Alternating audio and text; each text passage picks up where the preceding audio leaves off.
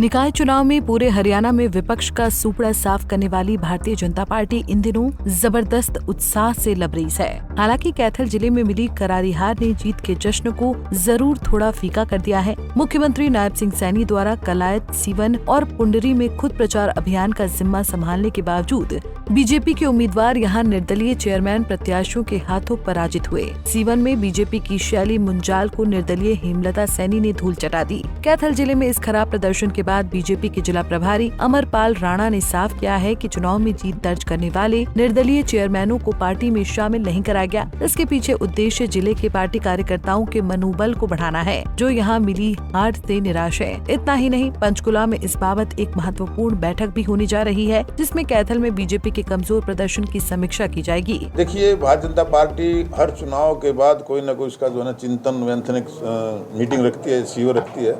उसमें जो हमारी यहाँ के लोकल आदमियों की जो राय होगी, कहाँ कमजोरी रही है, उसको आगे ठीक किया जाएगा, दुरुस्त किया जाएगा। इस पर चिंतन एक बार जरूर होता है भारतीय जनता पार्टी में, चाहे वो निकाय का चुनाव हो, चाहे पंचायत का चुनाव हो, चाहे हमारी विधानसभा चुनाव, चाहे लोकसभा चुनाव हो। तो उसके बाद हमारी हर एक चुनाव के बाद बैठक होती है। और आज भी इसी सिलसिले में कल हमारी बैठक है पंचकमल में, इसी विषय को लेकर कहाँ से को जीत के आए, कितने कैसे किस कार्यकर्ताओं ने कैसे सिस्टम से सारा चुनाव का काम किया है, वो सारी वहाँ बातें जिला के अध्यक्ष, जिला के प्रभारी, चुनाव के अधिकारी जैसे हमारे भाई रवि बतान जी हैं, तो इन सब से वहाँ बातचीत होती है।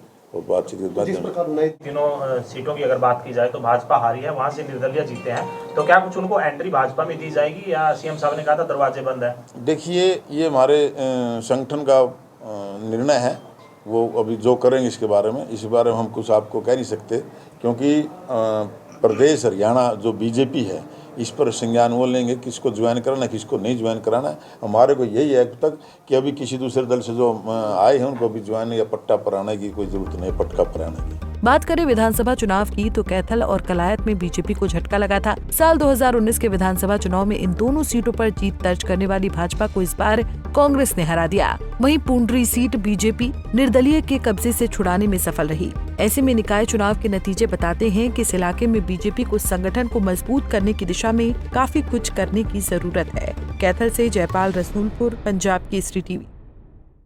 हमसे जुड़े रहने के लिए हमारे YouTube चैनल को सब्सक्राइब करें और नई वीडियो की नोटिफिकेशन के लिए बेल आइकॉन को दबाएं। अगर आप ये वीडियो Facebook पर देख रहे हैं तो लाइक जरूर करें और ज्यादा से ज्यादा शेयर करें। धन्यवाद।